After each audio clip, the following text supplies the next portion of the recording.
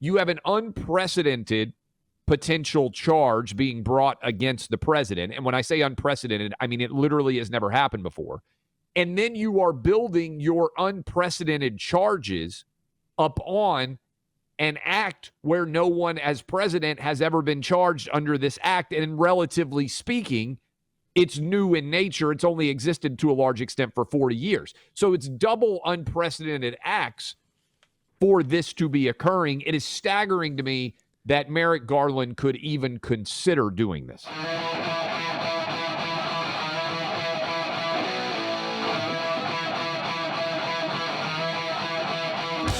I would say 50 to 60% of this document is completely blacked out. We are discussing the parts of the document that we can see. Buck, based on everything that I am reading, and again, this has just come down in the last 20 or 30 minutes, so we're reacting in real time to it. This effectively is, we talked about Merrick Garland being painted into a corner. There is no dispute that I have seen that Donald Trump had access to all of these documents legally when he was president of the United States. The dispute now seems to be, did he have the ability to keep these documents? And if not, was his keeping of these documents such a significant deal that there can be criminal charges brought against him? Absent, Buck, absent any suggestion or evidence that Trump was somehow trying to sell these documents, or that there was in some way a threat of him basically committing espionage, right? Like, hey, Saudi Arabia, do you want to see what the new fighter jet looks like? Give me $500 million and I'll give you those documents. Absent something like that happening, which so far there is zero evidence of, and I think it would have already been leaked to the New York Times or the Washington Post, friendly media to the Biden administration. Merrick Garland is faced with a ridiculous choice that he has put himself in, which is either acknowledge that ultimately we got these documents back, there's no issue, we think maybe there were crimes committed over storage, but we're just going to move on, or he's going to charge Donald Trump with improperly storing government documents, which to me would be a complete political gift to President Trump, because it would confirm in many of our minds what we already suspect, which is there has been a rigged job designed to try to get Donald Trump since he announced that he was running for president. And ultimately, all they could get him for was improper storage of potential government documents. That's my big picture analysis of this, Buck. What would you add that you're seeing as you're reading through this with, to be fair, a substantial national security background and lots of experience dealing with redacted documents and top secret and classified documents in your career? So here's what I was able to read. It's one of the upsides of radio is you do get the occasional commercial break, right? So I read the whole thing, which was made easier by the fact that there are whole pages that are basically redacted. So while it's 38 pages, it's really more like reading, 15 pages. Some things that stuck out to me, Clay. And of course, talk about reading between the lines. I mean, that's exactly what you're doing here, because there are lines that are blacked out all over the place. So you got to read really between the redactions. They say that they found in the 15 boxes of information that was initially transferred to the National Archives 25 documents marked top secret, and then a larger number of confidential and secret level documents. Confidential and secret, for anybody out there, is generally not really, I mean, it is covered under law, but it's usually stuff, especially the confidential level. I mean, there's a lot of stuff that you'll say, should this even be classified? Probably not. And they aggressively would be more likely to label something confidential than not. Yes, like, I mean, overclassification of the federal government means that confidential and even at the secret level is often information that most of the people listening to the show, if they saw documents marked, it depends. There's millions and millions of pages of this stuff. But most of the time they'd say, that doesn't seem that secret to me. Yes. It depends, though. If the source and method is compromised, that's where it gets a bit trickier. Sources and methods are what the intelligence community always has to protect. They go into an explanation in the affidavit of HCS, FISA, ORCON, and NOFORN, which are different designations for classified information. 25 top secret documents in 15 boxes of presidential records does not seem to me like a very, it seems to me like obviously these would be things that if they were legitimately classified at that level, it was an accident that they were brought, or Donald Trump decided that these are declassified when he's president. Now, there's supposed to be a procedure for that, but they do make a case here in some of the legal correspondence between Trump lawyers and the National Archives. They make the following claims. One, that the president has total absolute authority. This is in a letter May 25th, 2022 from one of his lawyers, Jay Bratt. The president has absolute authority to declassify documents and cites the statutory authority for that. And then presidential actions involving classified documents are not subject to criminal sanctions. So he's essentially saying the president can take whatever documents he wants, so there's actually no criminal liability here. That's the case that the Trump lawyer is making, which is an interesting one. The other thing that Clay, I'm going to throw the ball back to you here for a second. They had a privilege review team that they set up and deployed here because they knew in the search for records, they were taking legitimate presidential records that Trump has a right to keep. They have seized boxes full of that now, and also attorney-client privilege information. Now, they set up the privilege review team in this affidavit to tell us all, don't worry, whatever Trump and his lawyers were talking about or anything like that, you can trust that we would separate that out, and that won't be in the custody of the DOJ now. That's where I start thinking January 6th, fishing expedition, what else do they have in store? So that really stuck out to me. That's why Trump is asking for a special master to review all of these seized documents. And for those of you who don't know, the Trump legal team has filed saying, hey, we need effectively a third party to be reviewing what the National Archives is trying to take into their possession. What I just come back to again and again, Buck, is ultimately is the first prosecution of a former president in the history of our nation, brought by, even worse, his top political rival, as he prepares to run against potentially that man. Is it going to be over improper storage of presidential papers? Can I add one thing to this? Because you're setting it up entirely properly. I would just put one more little piece into the puzzle.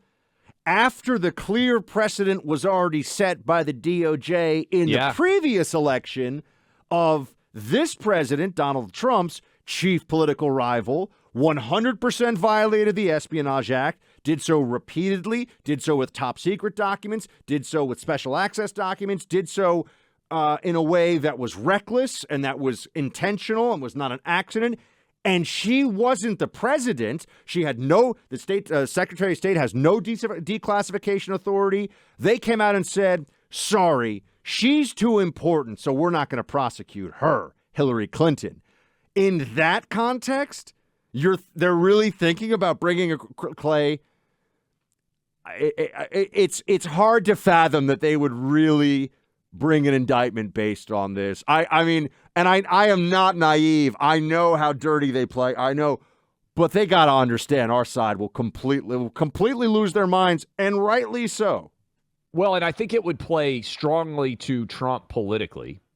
I think, honestly, again, this is assuming there's not some smoking gun, crazy allegation that's redacted in here.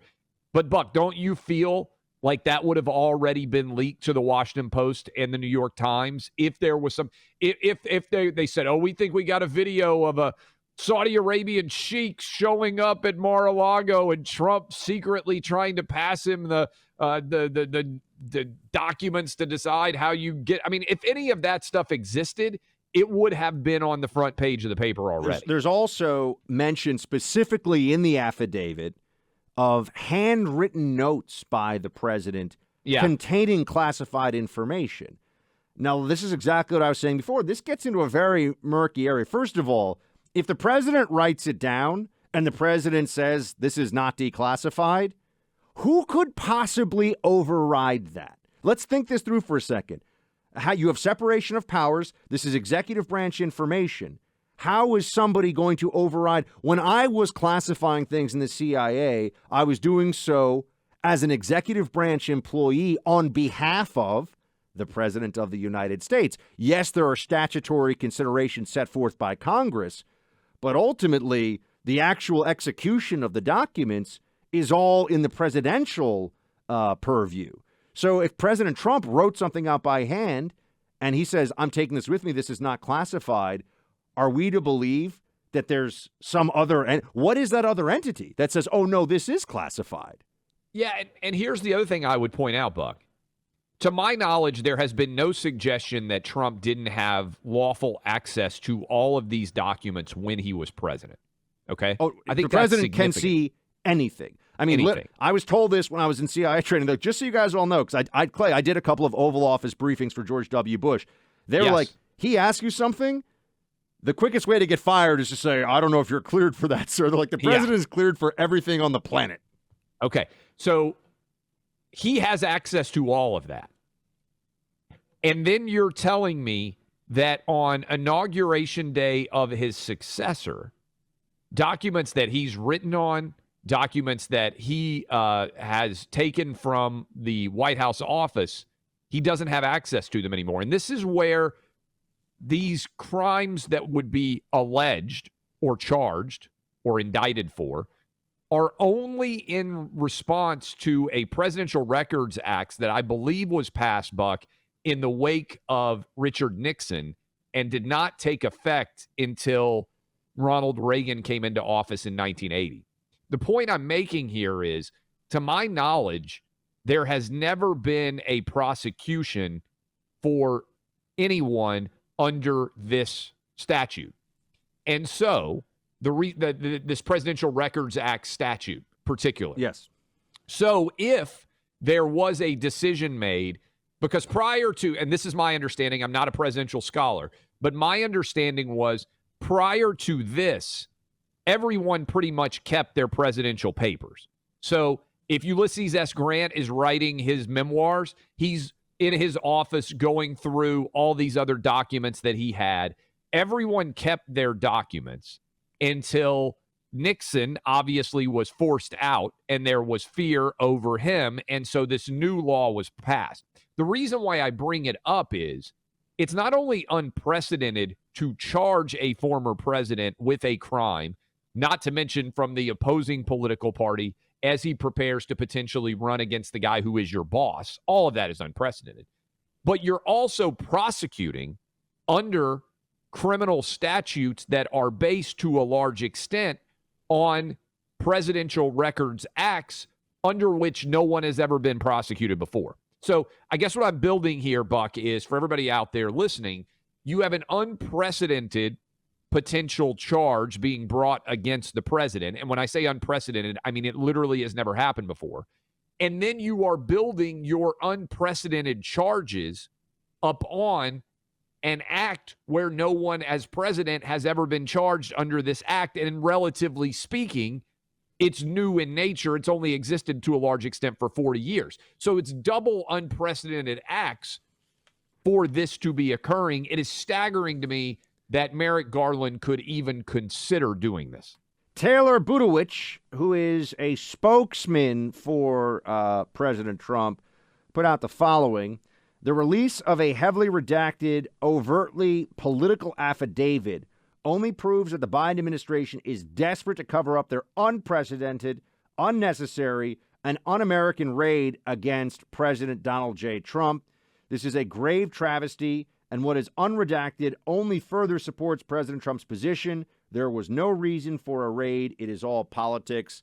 Clay, one part of this that has to be added into the discussion, I believe, if it were so sensitive and it were such a risk to national security, why did it take months? Why was it okay to go back and forth with lawyers? Trump sent 15 boxes. It's not like he said, Molan Labe, my documents. Anyway, I thought that was good. You know what I'm saying? I think that's a fantastic question. And if they now have the documents, what crime is there, right? So the crime is not that he has the documents. The crime is that he had it for 18 months. But if it was so significant to national security, why did he keep them for 18 months? Why did the National Archives not know it? And again, I just keep coming back to this question.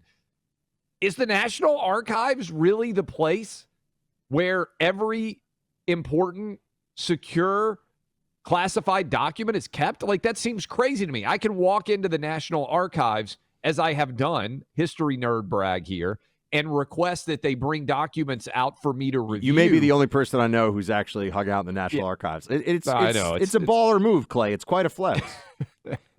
The chicks, I mean, when you walk in the National Archives, you walk out, they're just throwing their bras at you. It's like, hey, baby, I've got my own appeal. National Archives pass. Yeah. You want to go party? Sex appeal incarnate. But you would have a ton of people, Buck, who would have access to these documents inside of the National Archives. Well, only if they had I mean, there's a classified, obviously, storage section, but if you had a right, clearance, I understand. But they're going through all of the documents that Trump sent back, the 15 boxes, to say what's there. It just feels like a library book that was kept too long, and now you're going to charge somebody with a felony over it who wants to run for president?